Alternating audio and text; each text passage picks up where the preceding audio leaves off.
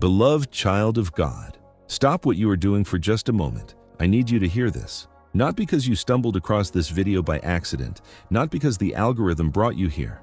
I need you to hear this because something far greater than any algorithm arranged for your eyes to fall on this screen at this exact moment. You have been through something. I don't know the details. I don't need to. But I know this. You have been waiting. You have been praying. You have been holding on with hands that are tired and a heart that has asked God more times than you can count. When? How long? Is this ever going to change? You have faced doors that closed in your face, people who promised and didn't deliver, seasons that stretched longer than you ever imagined, and in the middle of all of it, quietly, faithfully, you kept going. You kept trusting. Maybe not perfectly, maybe with tears, maybe through gritted teeth, but you did not stop. And because you didn't stop, heaven took notice, because here is a truth that the enemy has been desperately trying to hide from you. God is not going to send the blessing the way you expected. He is not going to send it through the doors you've been knocking on. He is not going to send it through the people who already know your name. He's going to send it through a stranger, someone you have never met, someone who will appear seemingly out of nowhere, and they will carry with them the very overflow that you have been waiting on. This is not a theory. This is a pattern written all the way through Scripture, and it is about to become your testimony. Stay with me, because what I am about to show you will not only explain the season you have been in, it will completely change the way you see what is coming next. Chapter 1. The season you almost didn't survive. Beloved child of God, I want to go back with you, back to a season you would rather forget.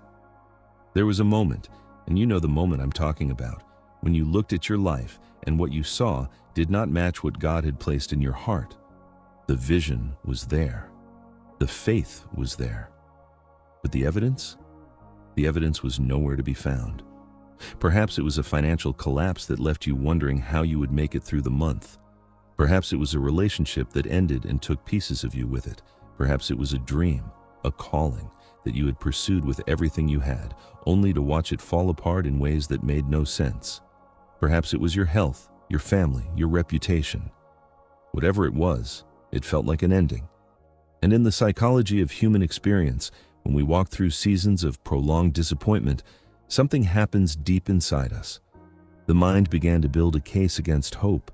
Every piece of evidence that pointed to it's not going to work was collected, filed, and presented to your heart as proof that maybe you were wrong. Maybe God wasn't moving. Maybe the promise was not for you. This is what disappointment does to the human soul. It doesn't just hurt, it argues. It presents evidence. It builds a wall between you and your expectation, brick by brick, with every delay and every closed door. But beloved, listen carefully. The very fact that you are still here is not evidence of weakness. It is evidence of something extraordinarily rare. It is evidence of faithfulness. The Bible tells us in Hebrews 11, that great chapter of faith, that these were people who did not receive the things promised, and yet they saw them and welcomed them from a distance. They held on to something they could not yet see. They remained faithful to a God whose timing they could not yet understand. You are one of those people. The season you almost didn't survive? That was not a season of abandonment. That was a season of preparation. Everything you went through, the pain, the confusion, the unanswered prayers, was not wasted. It was working. Because what God is building in you cannot be rushed, and what He is sending to you cannot arrive until the ground of your soul has been prepared to receive it. The stranger is coming, but first, you had to become someone capable of recognizing them, and to understand why God works this way, why He chooses strangers instead of the people closest to you. You must understand something about how heaven operates. Chapter 2. Why God uses strangers. Beloved child of God, let me ask you a question that might feel uncomfortable at first. Why would God use a stranger? Why not your family? Why not your closest friend? Why not the pastor who has prayed over you, or the mentor who knows your story, or the colleague who has watched you work and struggle and persist? Why a stranger? The answer is profound, and when you understand it, everything shifts. God uses strangers precisely because they carry no history with you. Think about the people who are close to you. They love you, but they also know your past. They remember the version of you that failed. They remember the promises you made that you didn't keep, the plans that collapsed, the moments of doubt. And sometimes, even with the best intentions, the people who know us most become the very voices that limit us. Are you sure about this? Remember what happened last time? I just don't want to see you get hurt again. A stranger carries none of that. A stranger sees you, the current you, the now you, without the filter of your history. They do not walk in with preconceived notions of what you can or cannot do. They simply encounter you, and what God has placed inside you is immediately apparent to them because they are not looking through the lens of who you were. Look at the story of Elijah and the widow of Zarephath in 1 Kings 17. Israel was in the middle of a devastating famine. Elijah was a prophet, a known, respected voice of God. But God did not send him to a wealthy patron in Israel. God sent him to a widow, a stranger, a woman outside of Israel entirely, in a foreign city called Zarephath. She was gathering sticks to make one final meal for herself and her son before they died of starvation. And into that impossible situation, God sent his prophet. Through the encounter between that stranger and that prophet, a miracle unfolded that sustained her household for the entire duration of the famine. The oil did not run out, the flour did not run dry. Beloved, God used a stranger to deliver overflow to someone who was faithful in the middle of lack. The encounter was not random, it was orchestrated. And your encounter, the one that is coming, is being orchestrated right now. But here is what most people never stop to ask. What was it about that widow that made her the chosen vessel? What was it about her character that caused God to point his prophet in her direction? That is the question we must answer, because the answer is the hidden requirement that unlocks divine overflow. Chapter 3: The Hidden Requirement of Divine Overflow. Beloved child of God, here is where many people miss their moment. They are waiting for the overflow. They are watching for the stranger. But there is a hidden requirement, a quiet condition that makes the difference between someone who receives and someone who watches others receive. And it is not more prayer, though prayer matters. It is not more fasting, though fasting has its place. It is not more declarations, though the words of your mouth carry power. The hidden requirement is integrity in the waiting. I mean the quality of your character in the seasons when no one is watching. I mean the way you treat people when there is nothing to gain. I mean the faithfulness you maintain in small things, in quiet places, when the platform is empty and the audience is absent. Look at Ruth. She was a Moabite, a foreigner, a widow with no legal standing and no social security in Israel. After her husband died, she had every reason to go back to her own people, her own gods, her own familiar comfort. Her mother-in-law, Naomi, even told her to go. But Ruth made a declaration. Where you go, I will go. Where you die, I will die. Your people shall be my people, and your God shall be my God. She stayed. She remained faithful, not to a promise she had received, but to a person she loved and a God she had chosen. And then she went to work. In the fields of Boaz, a wealthy man she had never met, she gleaned behind the harvesters with humility and diligence. She didn't announce herself. She didn't position herself. She simply showed up and worked. And Boaz, the stranger, noticed. He noticed her integrity. He noticed her faithfulness. He noticed the report of how she had cared for her mother-in-law. And from that noticing came favor, water, food, protection, and ultimately a complete redemption of everything she had lost. Beloved, your overflow is directly connected to your integrity in the waiting season. The way you have treated people who could do nothing for you. The way you have honored commitments that no one was keeping track of. The way you have continued to give, to love, to serve, even when you were depleted. That is not invisible. That is known. And the stranger who is coming, they will not be drawn to your performance. They will be drawn to your character. Because God has already briefed them, in the Spirit, about who you are. You have passed the test. But before the overflow arrives, there is something dangerous that happens in the human mind, a trap set by the enemy in the final moments before breakthrough. And I need to warn you about it, because it may already be happening to you. Chapter 4. The Trap Set Before the Breakthrough. Beloved child of God, I want to talk to you about something that happens in the human mind right before a breakthrough, and why so many people miss it. Psychologists call it learned helplessness. It is a condition that develops when a person has experienced prolonged pain, delay, or failure, and begins to believe, on a deep unconscious level, that their actions no longer have the power to change their situation. They stop trying. They stop expecting. They begin to accept the ceiling as the floor. And here is the devastating irony. Learned helplessness often sets in just before the breakthrough arrives. The darkness is thickest before the dawn. The pressure is greatest before the breakthrough.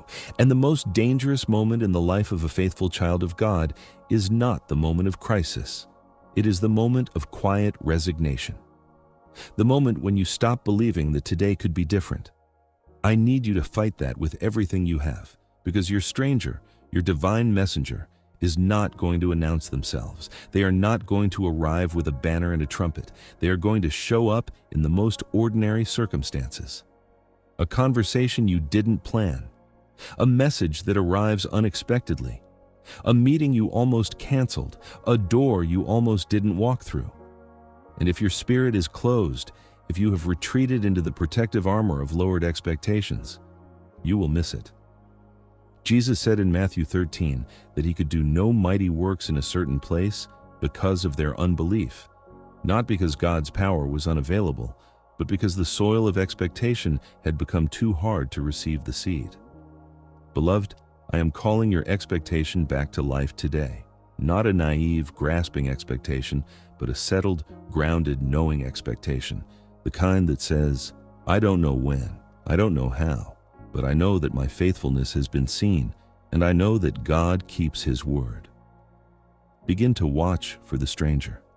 Begin to pay attention to the unusual encounters in your day. Be present, genuinely present, in conversations, in places, in moments that might seem ordinary. Because the overflow that God is sending is wrapped in something that looks ordinary on the outside. And when it appears, everything you have walked through will suddenly make perfect sense. Because the arrival of the stranger does not feel like a thunderclap. It feels like a quiet recognition. And I want you to know exactly what to look for. Chapter 5. When the stranger arrives. Beloved child of God, I want to walk you through what it feels like when the stranger arrives, because I want you to recognize it when it happens. There will be a moment, and it may have already happened or it may be days away, when someone enters your space who doesn't fit the pattern of your normal life. They speak words that seem to know too much.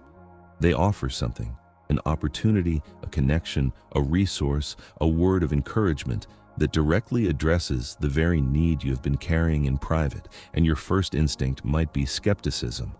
Why would this person do this for me? What do they want? Is this real? I understand that instinct.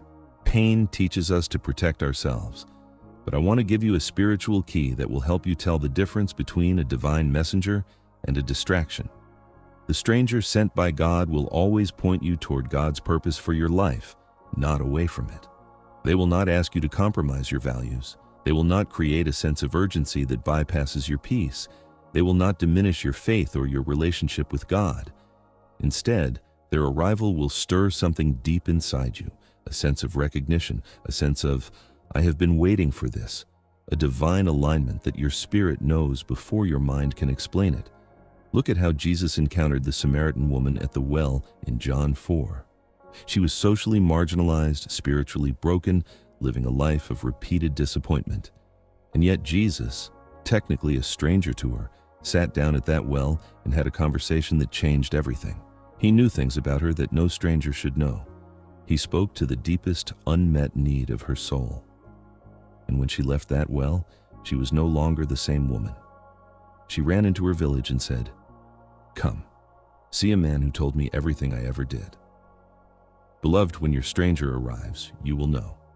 Not because of a loud sign or a dramatic moment, but because something in your spirit will say, this is it, this is the moment. And what will follow that moment, what will come rushing into your life in its wake, is something you have not seen before. Overflow. Overflow beyond what you planned for. Overflow beyond what you calculated as the best possible outcome. Overflow that makes every tear, every night of prayer, every moment of faithful endurance feel not just worth it, but intentional. But I need to prepare you for something, because when the overflow comes, it carries a weight that most people are not ready for. The overflow is not the destination, it is the beginning of your assignment. Chapter 6. The Purpose of the Overflow.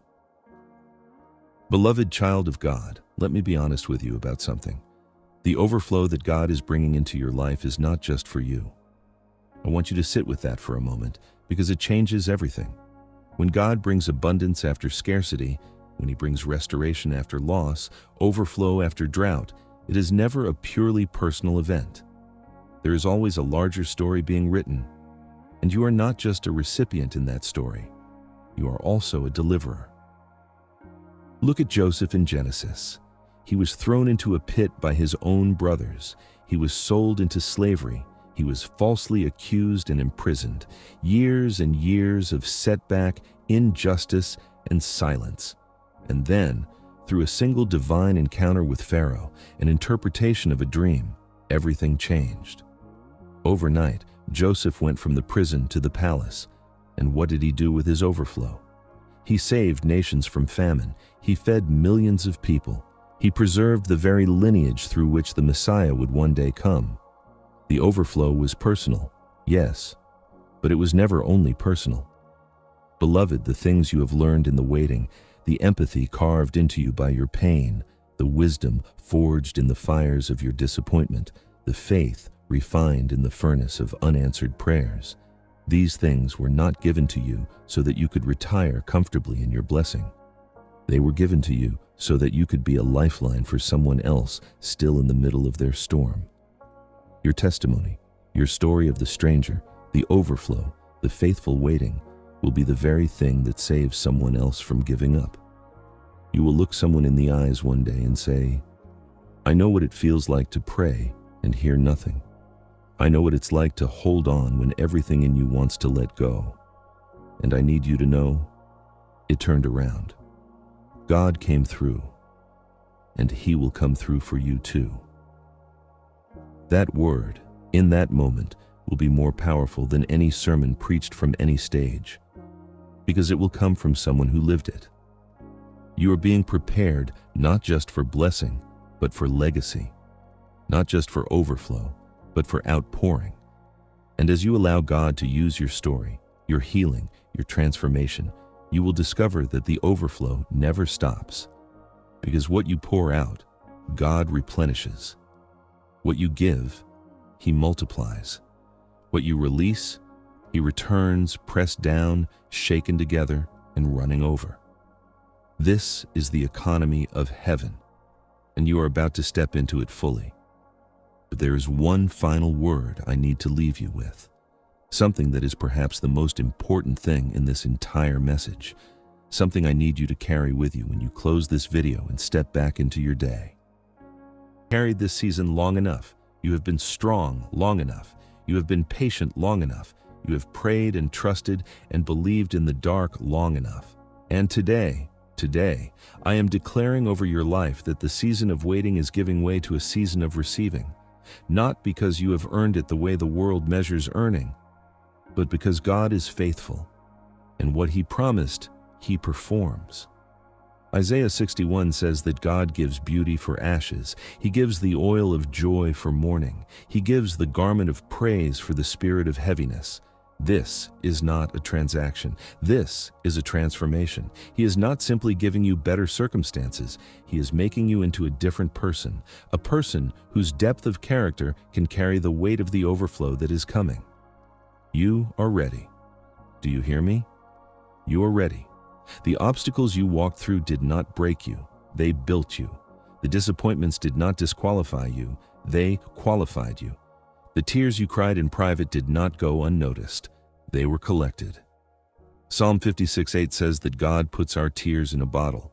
He keeps record. He does not waste a single moment of your suffering. And now, right now, something is shifting.